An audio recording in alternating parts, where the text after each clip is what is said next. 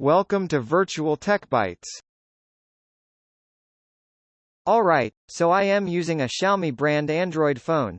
Go to FTP in the File Manager and click Start button.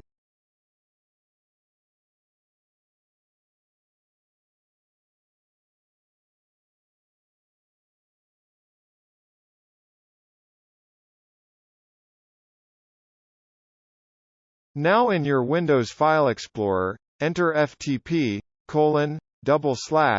IP address, and then port number, as displayed on the phone.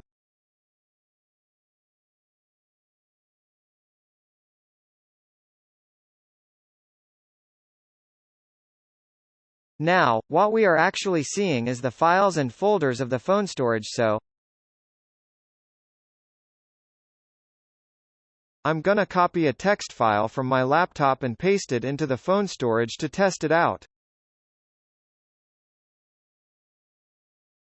Let's find and open the text file on the phone.